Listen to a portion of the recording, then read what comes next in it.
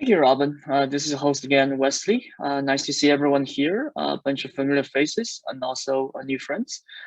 I'm very happy to introduce Professor Martin Ganco to everyone. Martin is the Robert Pricer Chair in Enterprise Development at the University of Wisconsin-Madison, Wisconsin School of Business. He is the Academic Director of the Weiner Center for Entrepreneurship and an associate professor in the Department of Management and Human Resources.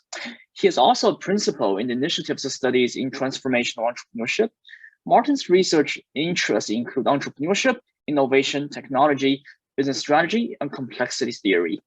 Martin's current research interest focuses on how our organizational and knowledge contexts shape entrepreneurship and innovation. And today, we are very happy to have him discuss how the ideas acquired by employees at established firms lead to employee entrepreneurship. So without further ado, Martin, the floor is yours. All right, thank you very much. Thanks for a very kind introduction.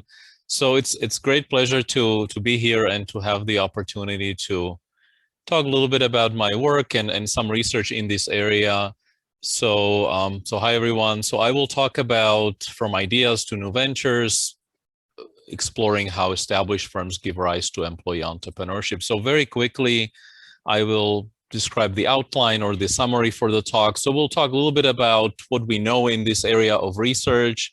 Then I will spend a little bit of time talking about some open questions. I will then go through two of my sort of recent projects that are at advanced stages, and these papers are either forthcoming or they're at very, very advanced stages in journals. And then I'll talk about some earlier stage projects in this area, and also I'll talk about future opportunities.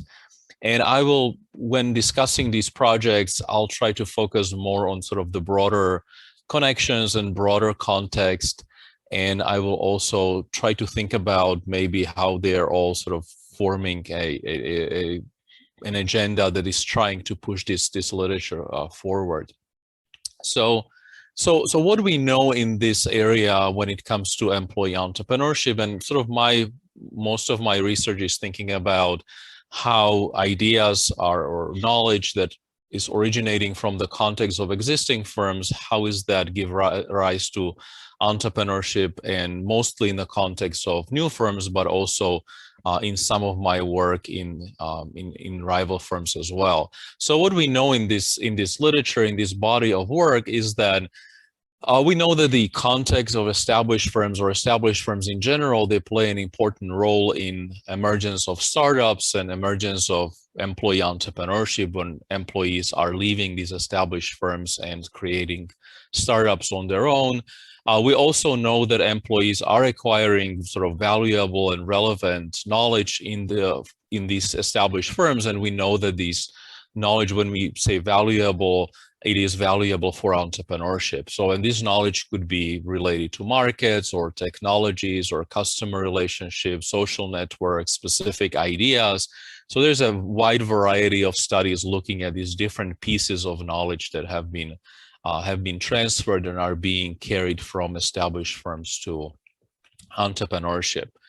We also know that some of these knowledge and processes and relationships, routines that are acquired in the context of established firms, they are shaping how the startups are organized and how the startups grow.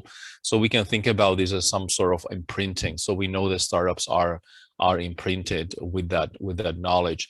We also know that the established firms are important because they are providing a platform, they're providing an environment in which founders can, or future founders can, meet their co-founders, they can screen them, they can learn which individuals would be good as co-founders, they can think about their complementary skills, and they can start brainstorming their ideas for their new startup. So established firms are playing a role of kind of a meeting environment for that. We also have a number of theories. So when we are thinking about theoretical explanation of these processes, we also have a number of theories explaining why existing firms are not maybe exploiting all of the opportunities that are possible whether they recognize within the context of these firms are possible given their resources. So they're leaving some of these opportunities sort of unexploited, which is providing openings or opportunities for startups, and maybe employees are positioned to sort of see those opportunities, or they may somehow have the right resources to enter the similar or sort of the same space. So again, we have a number of theories explaining that, and I'll talk a little bit more, in a little more detail about that. So what are some open questions and why that matter in this literature or in this research? So even though we have a number of theoretical explanations, they always focus on different mechanisms, and we don't necessarily know which of these mechanisms are more or less relevant. So we don't know to what extent one versus the other theory is explaining the phenomena. We don't know when. So we have these possibilities, but we don't know their relative empirical relevance. We don't know their importance when it comes to the data. We also have some understanding about these different knowledge transfer mechanisms, but it's a similar question. We don't know as much about which of these knowledge transfer mechanisms dominate, what is the context, how it really varies. We need sort of more work in that space. We also maybe are only starting to understand which of these mechanisms are driving sort of high growth entrepreneurship. If we care from more sort of a social perspective about both sort of kind of the mom and pops, but also at the high growth, so we can care for different reasons for both type of entrepreneurship, it would be helpful to sort of understand a little bit the differential drivers for both when it comes to sort of employee entrepreneurship. And we're starting to understand those things, but I think there's a lot more work that can be done there. So why these questions matter? So we are, of course, by doing this, we can build a better theory of entrepreneurship, more sort of holistic or better understanding of how context. So context is an important driver of how entrepreneurship emerges, and we may need to have a better theory of that. Then, of course, entrepreneurship is a driver of economic growth. So better understanding of these mechanisms and theoretical understanding may help to drive better policy and managerial implications. And the third one, which I'll spend a little bit more time at towards the end of the talk, is that there's also a concern, and this is more and more work in economics now, which is really concerned about declining rates of entrepreneurship and employee entrepreneurship as well, and mobility across firms. So the literature talks about declining dynamism. So, and of course, in that literature, they're proposing a number of explanations, but this is closely related to employee entrepreneurship. So if we understand better mechanisms related to employee entrepreneurship, we can inform that literature as well. Maybe we can say something about, why this dynamism is declining, or when is it declining, and things like that. And as I said, I'll spend a little bit more time talking about those things. All right, so I have a few examples here of my recent sort of research projects. This is the first one is with Asim Cole and Joe Raffi, and this project is a theoretical. And what we're trying to do here is we're trying to integrate these different theoretical explanations that have been proposed in the literature in a more integrated framework. And at the same time, we try to spend more time on thinking about the nature of the idea. So I'll very briefly, I will not go through the details of the model. I will just very briefly to summarize some of the insights that we're seeing here. And so kind of the key question in this project is to think about why established firms are not leaving sort of, so as we know, as I mentioned before, there's a theoretical sort of a puzzle where established firms are leaving many opportunities unexploited. And there are a number of theoretical explanations that we have in the literature. And these theoretical explanations are focused on different mechanisms. So there's some of them are focused on intellectual property, appropriability regimes. Then there are other explanations focused on complementary resources, opportunity costs, and then we have a stream of work focused on rejections or differences, opinion differences in evaluation of the ideas. So what we're doing in this paper, we're trying to integrate these different theories, and at the same time, we're trying to spend a little bit more time on thinking about the nature of the idea. So, and more specifically, we are thinking about from the perspective of sort of the subjective judgment. So I'll talk about it in a second. So we're also thinking about different possibilities for the outcome. So it's not only that. I think a lot of the prior work has focused on why ideas leave companies, and maybe the implicit assumption is that these ideas will be commercialized in the context of a startup. So what we're doing in this paper, we're also thinking about this decision more in terms of not only spin-out decision or a startup decision, what we also think about mobility to existing firms as always a part of the option, always the option set. So and I think there's also some of these theories are making predictions which are not always consistent with empirical data. So what we're trying to do is also reconcile some of the results that may have been puzzling in the past.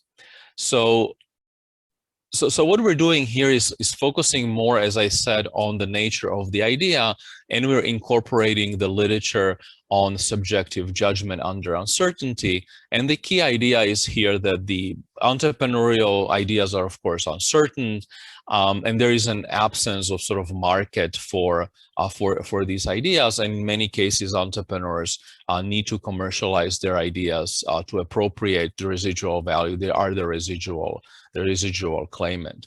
What we're sort of introducing into this literature is the notion that the firm is different from the market. So the context, as I said, a lot of my work is thinking about the nature of the context or existing firm as a context. So what we're doing in this theory, in this model, is thinking about that context has a certain role. And the context, because of the proximity of knowledge between the employee and the firm or the managers of the firm may have more information. They may be better able to evaluate some of the ideas than the market. So there's some firm specificity. We're talking about here a notion of firm specificity of knowledge, where the firm may be closer in its ability to evaluate some ideas to the entrepreneur or to the employee as opposed to the marketplace. So there is some sort of a wedge, if you like, in the evaluation of the idea. So some part of the knowledge driving the subjective judgment may be firm specific.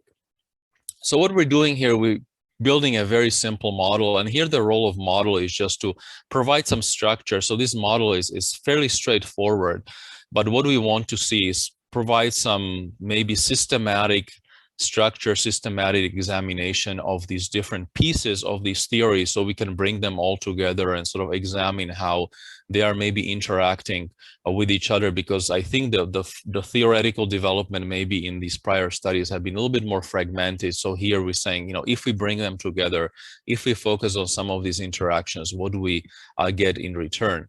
So what we have here is an entrepreneur proposing an idea. It has some valuation. It's subjective. The valuation is subjective from the perspective of the entrepreneur. And there is also the market has its own understanding. So the rivals can evaluate portion of this idea. So there's some portion of idea which can be verified objectively by the market, or it's immediately observed by the market, and we're capturing that by this mu parameter. And then we also have a part of that which is firm specific. So as we said, the mu parameter can be modified by this rho parameter, which is capturing the specificity of the firm. So the firm, because it's closer to the employee in, so to say, knowledge space, they have maybe potential advantage in evaluating the idea. So when we're thinking about how these different parties are playing out, the entrepreneur is maybe the most subjective judgment. Then we have the firm, and then we have the market, which is only thinking about kind of the objectively, can evaluate only the objectively verifiable part of that idea. Then in order to incorporate the theories about appropriability and complementary assets, we want to think about how those explanations are potentially interacting with the nature of ideas. We have this parameter beta here, and that is capturing the notion of complementary assets or intellectual property. And this is what is allowing the firm to appropriate more value from because of the IP or because of their complementary assets. The parent firm can always appropriate some portion of the value. And we can, of course, this is a parameter, so we can have a situation in which the IP rights are very low, their appropriability is low, versus it can be also strong. So there's a simple decision process, and maybe here very briefly, there are some differences in this ex ante value judgment, as I mentioned, right? So we have the inventor, which is valuing V, then we have the firm, which is modifying the valuation by the inventor, and then we have the market, which has only the objective portion. So we have a decision process. The decision process is sort of consistent with what has been described in the literature. There has been quite a bit of discussion in terms of whether employees are disclosing their ideas to their employers versus hiding them. There's some theoretical explanations thinking about are based on the premise that maybe many valuable ideas are maybe not disclosed to their employers, but employees are taking them and sort of leaving employer and then trying to kind of commercialize them on their own. There are also other work as by Stephen Klepper and others arguing that that's not the case. And of course, also the legal environment in the United States in particular requires employees to disclose all of their ideas. And I think based on his work, he would argue that that's what is indeed happening. So employees are disclosing, they're not sort of hiding their ideas to the employer. And I'll talk a little bit more. So we have a survey data now collected about some of these questions, and I'll talk about it in a bit. So what we have here essentially is that, so we have an employee disclosing idea to the employer, and then employer makes an offer, and then the employee kind of explores the market, and then the employee is either accepting or not. And of course, the employer is making an offer with the anticipation then the employee will explore the marketplace or make the assessment. So there is a process through which the kind of the different options are being compared. So what are some summary of the findings? I will of course not go through all of the details, but what are some summary of the findings? So the main, I think, insight of this paper is that we are not only seeing spin-outs that are, or employee entrepreneurship that has been identified in prior work. So we do see the options that were discussed in prior work. We have these sort of we talk about 4 types of spin-outs in this paper. So we have the rejected ideas, right? So when the employer doesn't believe the idea is valuable and they're going to reject it. We also have a situation where what we call no offer spin-outs, where the employer prefers that the idea is exploited outside of the firm and that uses the intellectual property to maybe license or appropriate value through that channel, but doesn't want to implement the idea internally. But we're also seeing these 2 different types of spin-outs, which were not sort of directly discussed in prior work. For instance, which we call voluntary spin-outs, where the first best actually from the employer perspective is to do the idea internally, but they do not necessarily provide the right kind of environment to retain the employee. So this is not there is no rejection necessarily happening here. The employer wants to incorporate the idea internally, but the employee always prefers, because of these differences in the subjective judgment, the employee always prefers either to take the idea to a rival or start a spin-out. So this is kind of a situation. There's no hiding going on. There's no rejection, but we potentially have some other possibilities for when spin-outs could occur. There are a few other insights in the model, which I think is showing the complexity of the phenomenon and showing that these many different pieces are interacting with each other. When we're thinking about the nature of the ideas, the specificity of knowledge and the notion of complementary assets, they're not sort of operating in isolation. They are all interacting with each other. And that's why we can get some interesting, maybe less intuitive results. For instance, as we said, not all rejections are leading to spinouts.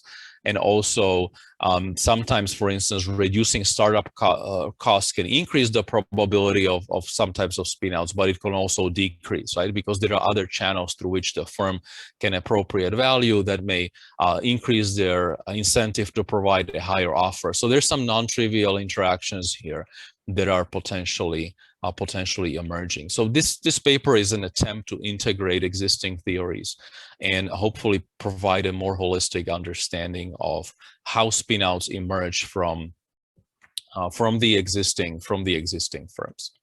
All right, so then I'll talk about a second paper, which is this is with Rashi Agarwal and Joe Raffi, and here we are focusing on immigrant entrepreneurship. And we're more specifically focusing on job education match. And the reason why I sort of chose this as an example, because I think this is a paper which talks about how accumulation of human capital. So what is kind of the insight here from perspective of employee entrepreneurship is that human capital accumulation in existing firms can really affect, a lot of the prior work talked about, there's a literature on firm size and literature on, of course, whether the prior experience, how specialized it is and so on. So what we're doing here is sort of advancing the literature and saying that the notion of human capital accumulation is going to affect the type of firms that are being also founded. So not whether the firms are founded, but also the nature of the type of firms. And we'll, as I mentioned in a moment, we're thinking about sort of high growth versus sole proprietorship in this particular context. What we're doing also in this paper, immigration is a great context to study these questions because immigrants are actually forced to accumulate a certain form of human capital because of their immigration process.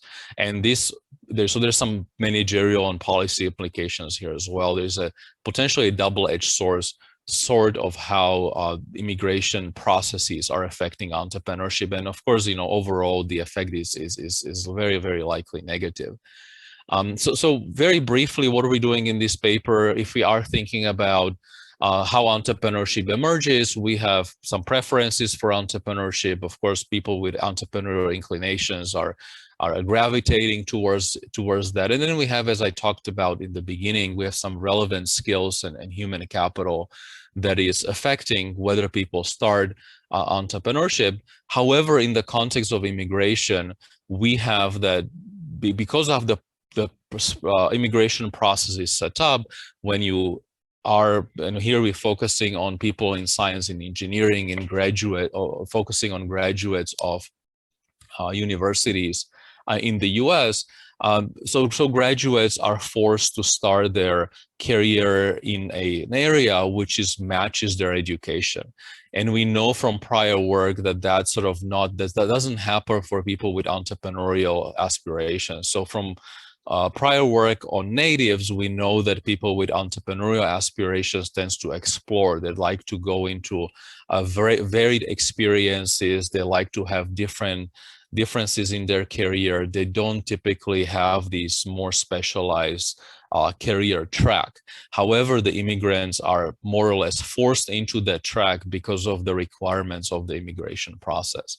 So what we're doing in this paper and what we're saying here, there's this job education match, which in fact is forced for immigrants, for those who have to go through the process, meaning H-1B visas and practical training, etc. So they're forced to go into these more specialized sort of human capital accumulation track, and that will have effect on the type of skills that they are acquiring. And as we are showing in this paper, it will then potentially impact the type of entrepreneurship they're starting. So what we're saying here is, of course, this is something which has been shown in a prior work, is that immigration constraints are suppressing entrepreneurship, right? So this is, I think, fairly established in prior work as well.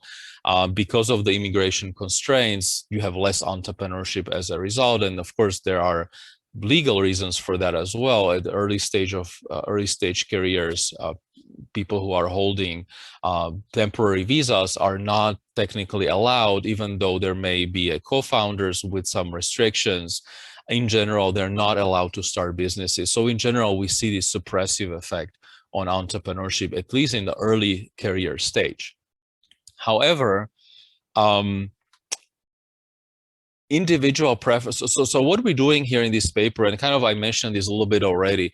So because of the nature of the immigration process, and especially particularly the OPT, and then H-1B, OPT is a practical training, and then H-1B is the temporary work visa. Because of those things are requiring, in particular, OPT has to be in the same field as the education. It's forcing all individuals, including those who have entrepreneurial aspiration, into the job education match. And because of the path dependence, they are sort of forced to accumulate. And of course, mobility is all very restricted for immigrants on these type of visas.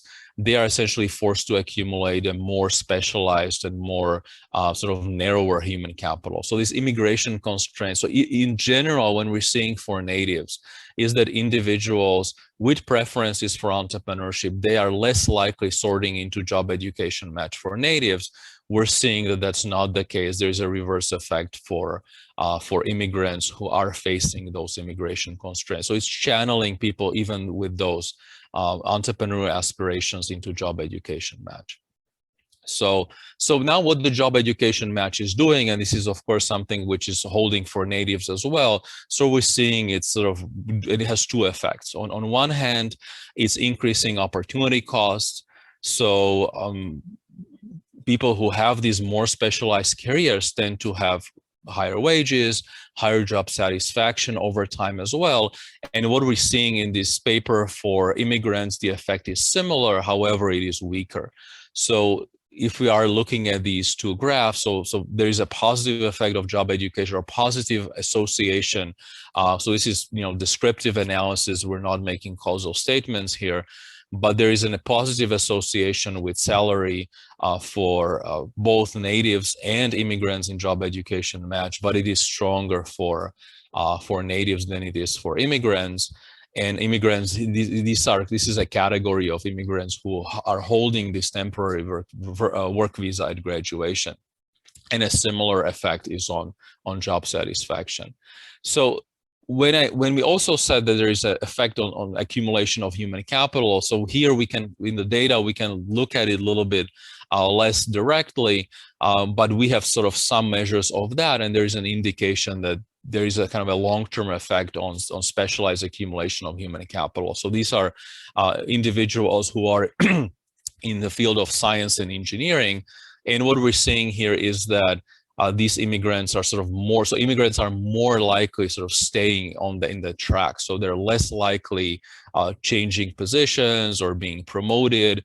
They're also less likely to change from the science and engineering track into a managerial track, right? So we're seeing similar effects for natives and immigrants. Of course, the estimate for immigrants is noisier because the samples are just smaller, but the effect is not sort of significantly different. So what we're seeing here is that job education match is raising opportunity costs, is driving a specialized accumulation of human capital. But the difference is that natives are self-selecting into that career, while immigrants, even those immigrants who have entrepreneurial aspirations and they want to start businesses, and which we show that empirically, we have some data on their, what is their preferred job, and we can explicitly show that immigrants who have these entrepreneurial aspirations then are forced into these careers because of the immigration process. So that's kind of the key. So what does this combination do? And the combination, what happens is that once these immigrants are getting green cards and they're no longer constrained by the immigration process, they are then transitioning into entrepreneurship. So we have sort of once you release the constraints, you have a higher rates of transition. But what we're seeing here, because of the nature of the prior context, they're less likely starting or we don't see an effect. There's actually very few of these unincorporated entrepreneurship being started in this context. Most of the businesses are in the incorporated space. So what we're seeing here, there's if they are transitioning, so post-release, they're transitioning into incorporated entrepreneurship. So what we're seeing here is the immigration process is suppressing the overall rates, but if they start a company, and once they start a company maybe later, when the constraints are not there, these individuals are more likely starting incorporated businesses. There are obviously sort of selection issues here as well that we have to be careful about, but this is kind of the general pattern that we are observing. So this is exactly what the effect on job education match on immigrants is sort of less negative. It's negatively associated with entrepreneurship for natives, and that's not the case for immigrants. So that effect kind of goes away. So what does this mean? So as I said, the form of human capital accumulation in this context is affecting the type of startups that are being started by individuals. And of course, this has also some broader implications. So of course, we're not saying that the constraints are good. Constraints are, of course, we cannot make any sort of social welfare implications, but the overall suppression may very well be kind of the worst outcome, as opposed to the role that maybe the existing firms are playing in helping to immigrants to create an environment in which they can sort of then later have more incorporated entrepreneurship. And of course, the incorporated entrepreneurship is a proxy for more growth-oriented type of startups. So, and we're also seeing, of course, that the immigration process, the constraints are lowering job satisfaction, and there's a relatively lower wages on immigrants. So, and of course, it's creating a delay. So I think overall, the effect is most likely negative, even though we cannot make social welfare implications here. But what we're saying here is that it's the nature of accumulation of human capital is affecting the form of businesses that are being started. All right, so then I have a third project which I'll talk about, and this one is more of an early stage project, and this is with Ben King and Evan Starr. And Ben, of course, is a doctoral student, and he's absolutely amazing. So it's a great, and he's of course he's, I think, still looking for a job. So if anyone's interested, he's awesome. So what we're doing in this paper is we're getting deeper into the process of how ideas are going from the idea into, so how the ideas transform into the ventures. And if we are thinking about this process more seriously, this process is very complex, right? So there are some ideas, some of them are abandoned. There's a process sort of ideation in the context of existing. So I have this cloud here that's maybe the existing firm. So some of that, how entrepreneurs are thinking about starting a business, some of that may be occurring within the context of existing firm, and some of that may be occurring outside. So this is a complex process through which the entrepreneurs are exploring the viability of their idea. Maybe they're disclosing it to their employer or to their manager, to their coworkers. They're trying to acquire resources. Then they're deciding on the implementation. Then they're deciding, how to implement the idea. Should they try to implement it within the existing firm? Should they try to start a new firm, leave and start a new business? So this is a very sort of a complex process that has many stages. And right now we have very limited understanding of sort of how this all unfolds. And of course, one of the reasons why that's the case is because of the data limitation. So in this project, what we have done, we have implemented a survey. We call it the Mobility Entrepreneurship Process Survey. And this was about 16,000 individuals were surveyed, and this is weighted to be nationally representative. And I think the kind of the core value added, if you like, of the survey is that it has a lot of very detailed questions about these processes of how ideas are, how employees or how individuals transition between ideas and businesses. So There's questions here about idea creation and entrepreneurial process, how it was disclosed, how subjective questions about what exactly was influencing the process and so on. So, so the key here is also to think about how ideas are potentially separate from business. So one of the shortcomings, I think, in the prior data and prior studies is that we can only observe ideas once we have the business. So once their business is started, then we can say, well, this was an idea, maybe they led to it, and we try to infer something about the knowledge and where it came from. So in this survey, we try to separate the two. So there's a separation between the ideas and where it came from and how it was explored by the individual, and then the sort of the decision to start a firm is potentially separate from that. And we try to kind of understand the process of how both emerge. There's also a challenge, of course, here. This is a cross-sectional survey, and we want to sort of infer what happened. So what we're trying to think about ideas in the last 5 years. So we're asking questions, what happened in the last 5 years? What was the initial idea? Was it abandoned? Did it lead to a new business? And how, what was then, what happened to the business? So there's some sort of retrospective collection of information, which has some pros and cons.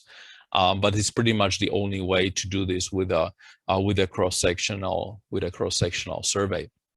So we're right now still analyzing the data, but maybe I can say about few preliminary patterns that we're seeing here. And I won't show any tables because they're still being processed. But I think what is maybe interesting here is that the mechanisms that are being discussed in prior work. So a lot of the theoretical explanations and theories I talked about, including the model that tries to integrate them, it talks about hiding of ideas, intellectual property considerations, idea rejections, etc. And we're seeing, we can observe these different mechanisms in the data, but it seems so far that these do occur, and we want to understand better when they occur, but they seem to be relatively rare. Right, so so it seems like there's a lot going on that maybe we're missing, or maybe we don't understand quite right. And I think what's maybe one pattern that is emerging that we need to understand better is I think the most frequent pattern is where people are leaving because they think, or they decide that whatever they have is sort of not implementable within the parent firm. So kind of the existing theoretical work may think about there's always some sort of interaction between the employee and the employer, and whether there's a decision, how should I do it? But it seems that actually vast majority of ideas are maybe unrelated, or maybe the employees think they're unrelated to the parent firm. So that seems to be really the driver of a lot of the entrepreneurial ideas. And we need to understand that better. All right, so I have a few more slides here, and then I'll open for a Q&A. So just few maybe opportunities for future research. So this is kind of, I'm just throwing few ideas here. As I talked at the beginning, why employee entrepreneurship could be useful more broadly, or literature or the research on employee entrepreneurship could be useful more broadly. As I said, there is an extensive research now in economics trying to explain why there's this phenomenon. We have declining rates of entrepreneurship over the last few decades. And it's not only entrepreneurship, it's mobility, it's employee entrepreneurship. So we have kind of a decline, and we want to understand better, what's happening. And of course, maybe the higher level question here is that sort of socially desirable decline, or is it bad? Is this something that really is going forward is going to interfere with economic growth and innovation, etc., or is it that existing firms are just maybe being better at exploiting these ideas? So we don't quite understand the explanation for this, and there's a number of theories that have been proposed in economics. And one of the explanations by Tom Astebro, Sergey Braguinsky, and their co-author is that it's somewhat related to the knowledge in the existing firms, right? So they talk about burden of knowledge, and this is based on Ben Jones's theory. And the explanation is there's the complexity of knowledge is increasing, and that is driving some of the decline. And this is also the reason why I'm sort of thinking about is because this is related to my SMJ in 2013 when I talk about sort of a similar type of mechanism where knowledge complexity is sort of potentially driving down mobility, and you know, it may potentially allow startups to be created, but overall effect could be negative, particularly when it comes to team entrepreneurship. So there is something with sort of the knowledge that may explain some of these relationships. So so in this literature, we don't know exactly what the mechanism is, and this is something which is a fruitful interaction, a fruitful avenue for future research at this interaction. And another sort of maybe a research opportunity which I see in this space is there's a dramatic increase in dramatic interest in the kind of machine learning and AI research recently. We have a number of studies that have been examining how it's affecting human capital and how it's affecting maybe some managerial strategies, but we have very little of that in the context of employee entrepreneurship. So does it play any role for spin-outs? Does it play a role for the knowledge transfer if the existing firms are employing some of these new tools? And maybe also the broader question here is that something which we already kind of know something about? Maybe this is, you know, just automation, we call it management information system in a different version, or is there something genuinely new about these new tools that will have implications on employee entrepreneurship, on spin-out? So this is another, I think, quite exciting area that I have been thinking about. And yeah, and I think it's hopefully will have some interesting opportunities for future studies. So I think so what is a summary here? As I said, what we know is that the research sort of shows that knowledge acquired in existing firms is driving employee entrepreneurship, and this research has sort of gained a lot of momentum. We have learned a lot in this space, but many questions remain.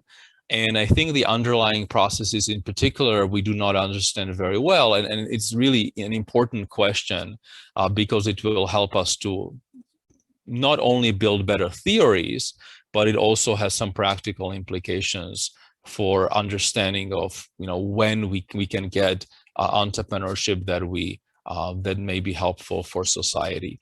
So, and of course, you know, as I described here, there's novel data sets and approaches that may advance this literature forward. So I think that's all for me, and I will now open for Q&A. Thank you, Martin. I think we already have a couple of questions being raised in the Q&A. What I'm going to do is I am going to unmute the askers of these questions one by one, and the people, please feel free to input your questions in the Q&A feature. So first and foremost, I think we have a question from Chen Wei. Let me, oh yeah, I think Chen Wei, go ahead. Okay, thanks a lot, Wesley. And thanks, Martin. All three projects are very interesting. My question is about your first paper, the model. But actually, the third project you just presented, the pattern you identify kind of related to my question. So basically, in the formulation of your model in the first paper, it's very nice, but it seems it does not allow the possibility that the firm can discount this idea from the employee more compared to the market, isn't it? But the third paper, you identify this pattern is that the employee usually found they cannot, they feel like they cannot implement this idea within the company. So I'm thinking about whether this discounting can be even greater in the firm. I'm relating to this literature on mental model, right? So sometimes this idea can be too cognitively distant to the firm's one, or the fear of cannibalization to existing market. Some classic example, of course, like Xerox or Kodak. So I'm relating to that, and that's why I'm wondering the model you're presenting the first paper, would that have room to incorporate this possibility? Yes, yeah. So that's a good question. So you are correct to say that the the way the ideas are sort of assessed, it doesn't allow for the possibility to firm to understand less than the market. So we're thinking about firm having a better understanding about the idea than the market. But there are other parameters in the model that allow to incorporate the cannibalization, right? So the way the cannibalization can be incorporated into the model is through other sort of mechanisms. So you can think about, how there could be competitive interaction. So in other words, I think what you're saying is it could be possible that the firm understands the value of the idea, but doesn't want to do it because it will cannibalize their market. And maybe that can map to some of these examples that you're describing. So a Kodak may have understood that digital technology is valuable. So they understood the value, but they still rejected it because it was cannibalizing their markets. So the model would allow for that possibility, but it's not so much related to the valuation of the idea, but then how the idea impacts the profit sort of exposed. Yeah, thank you so much. Thank you. Yeah, next up we have Mani. Go ahead, Mani.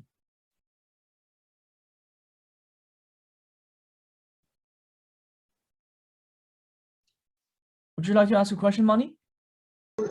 Yeah, I asked a question that is sent on Q&A. That is, for the immigrants, the what do you call experience curve, how does it relate to the fact that they're in a new environment and the risk-taking ability or the risk averseness in a new environment, the time lag is beneficial rather than, making them hesitant. Mm-hmm. So I would look at it in a different way, whether the time lag for adjustment in the new environment is actually beneficial for successful entrepreneurship, or is it a retarding factor? Thank you. Yeah, that is a very interesting question.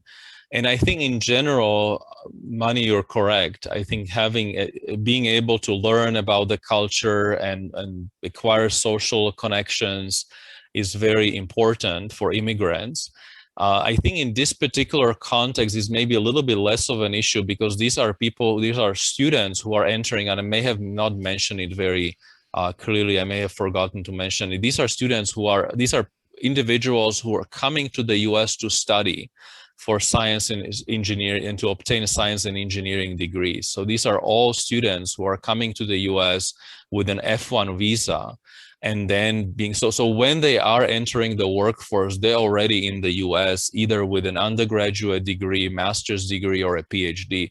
So they already have some understanding of the culture, etc. That said, they may still not have the same social connections, and they may not have still the same resources that natives have when it comes to starting the business. And then, delaying it may sort of help them to acquire that. So that's true, but these are not people who may not be familiar with the local culture at all. And in general, that's the question. When it comes to studying immigrants, is very challenging because there's a lot of selection effects that are going on, right? So you have people who are even coming to the US are going to be on average different compared to a native student, right? Who is here, because there's already a threshold of selection that is these people decided to come to the US that makes them maybe more entrepreneurial on average. And so one has to think about very carefully about these various selection effects. Of course, people who are then getting a green card, getting through these various thresholds as they go through the immigration process, those are all selection effects. So what we're doing in this paper, of course, it's not a causal analysis, and we have to be careful about these. But one of the benefits of the data set that we have, which is CESTAT, it has a very rich sort of information about these individuals. So we try to control for as much as we can.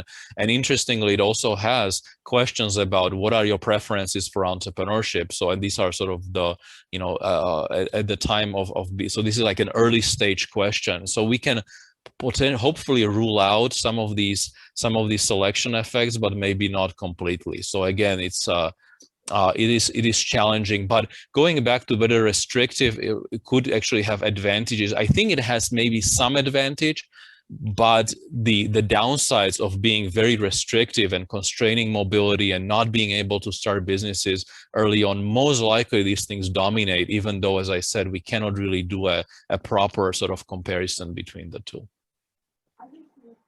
Yeah, thank you. All right, Chansha, would you like to ask a question? Yeah, thank you, Martin, for sharing insights from your project. My question is related to your third project on ideas. And specifically, you were making a distinction between idea rejection that has been proposed in the past or in the literature, and then that with the sort of like contrasting with the implementation. And I was wondering, what is the exact difference between idea rejection and difficulty in implementation? Because employers might reject an idea just because they perceive that it is difficult to implement. So would you really make that distinction conceptually? That's my question. Thank you. Yeah, so that's a good question. So in this paper, and of course, we are still, because there's so many questions and we want to really get it right. So we still don't have a nice sort of, what we're doing right now in that project is exploring these different pathways through which employees are disclosing or not disclosing ideas to their employers and then deciding what to do with them. So if I understand the question correctly, you are asking, is there really a difference between rejecting an idea for different reasons, right? So if I don't implement, if it's hard to implement, I will just reject it. But I think what we're seeing here is that the most frequent pattern in the data is where people are not disclosing, but they're not disclosing not because they think that it's sort of not possible, because it's sort of unrelated, right? So they think that the ideas cannot even be done. The employer would not be interested, or the employer would not even consider thinking about the idea because it's completely unrelated. So it seems like the biggest driver of employees leaving and starting their businesses is that these ideas are just, they don't believe these ideas could be even done with within the context of the employer. Is that answering? I'm not sure if I'm answering the question though. So yeah, that clarifies. Thank you. Okay. I have a question from Kathy. Kathy, would you like to unmute? Hi, Kathy. Hey there, Martin. Thanks for a nice conversation with us. I appreciate you taking the time. Yeah, my question was around your second paper and country of origin. And if you've been able to probe whether or not there are any kind of systematic differences depending upon whether the immigrant is from China, India, the EU. So it's just to see if anything about country of origin. Yes. So we had some analysis around that. It's sort of, we left it out from this particular paper. There are, and this may be something we're going to work on a subsequent paper which may explore this a little bit more. There are obviously differences, right? And the differences are, of course, coming from, the quotas are different depending on different country of origin, and that's may affect the severity of the constraint. So if you're coming from a country which has a high number of immigrants coming to the US, the waiting times are sort of longer. So in this particular case, also because of the nature of the data, most of our immigrants are coming from countries where these restrictions are very severe. So we, kind of the nature of the data a little bit doesn't allow us to have a lot of heterogeneity in terms of countries where these restrictions would be lower. So but I think there is more that can be done in terms of understanding exactly maybe some finer grain differences based on these different countries. But whether it's sort of India or China, people are facing very long wait times for green cards and for visas, etc. So it's, and for us, in the context of science and engineering, that's like the vast majority of the sample of immigrants here. So that's why I think we didn't go as much into those type of questions, but I think it's something which we should explore more in the future. So it's a great question. Yeah. Is there any difference in their perseverance? That's a good question. Yeah, I think so. So we were thinking about exploring a question of, so right now the data has a component which allows studying how people return. So this data that we have in this paper, we didn't have yet an ability to look at how people leave and who leaves and then trace them after they come back to their home country. The NSF made some of the data. I think there's a new version of the data which has some of that. So that would be an interesting question to think about, because we are not observing, we can infer who leaves, but we don't, if they disappear from the data, we don't know exactly what happens. But in the newer versions of the data, you can actually trace that. So I think that would be something which we can look into, whether the perseverance is different. Yeah, that's a very interesting question. Yeah. Thank you, Martin. I wish I had better answer, but it's interesting questions for future research. Got it. Thank Thank you, you. Kathy. Yeah. Anyone else have one last question? I think we have time for one last question from Martin. If you have a question, please just you can raise your hand or type it into the oh yeah, okay. Xavier, I am going to allow you to talk. Go ahead. Wonderful. Thank you, Wesley. Thank you, Robin, and of course, Martin. The question I have for you is I'd like your take, Martin, on the arguably still important and perhaps somewhat neglected empirically issue of university entrepreneurship as opposed to employee entrepreneurship, also taking into account that effectively your second study can be interpreted as an experiment in forcing university entrepreneurs into employment, at least for a while, via the OPT. Mm-hmm. Obviously, it's a complicated question because the matching of immigrant as opposed to native or otherwise directly entrepreneurship-ready students to PhD projects may differ. The choice of PhD students who have entrepreneurial prospects in terms of what they study may also differ. But in general, what is your take on the prospects for university entrepreneurship as a research area? Yeah, Xavier, nice to hear from you.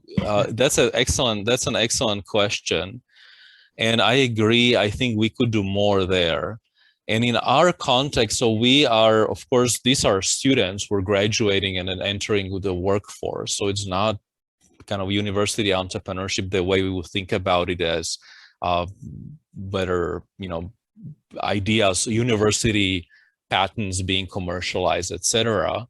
It's kind of in a broader sense, maybe relationship between universities and entrepreneurship. But I think it's a great focus for future research. I think more can be done. Some of these data sets could be used for that. I am not sure. I'm not all that sort of.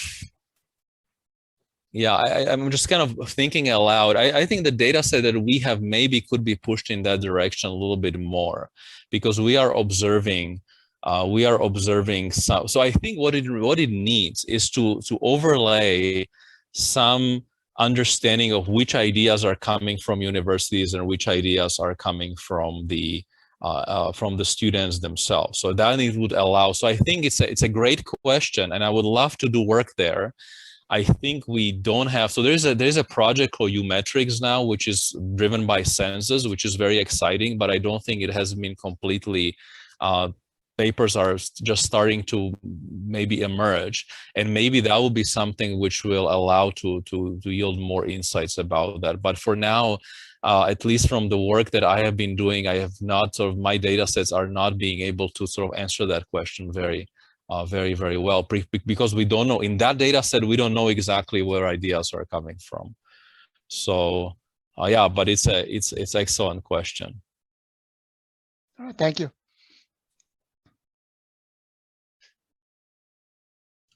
All right. Thank you so much, Martin, for your wonderful presentation, and thank you everyone for participating. we'll be in touch for future events. Please keep in mind. All right. Yeah, thank you very much. Everyone. Wonderful questions. Great. Thanks for the opportunity. Really enjoyed. Thank you so much.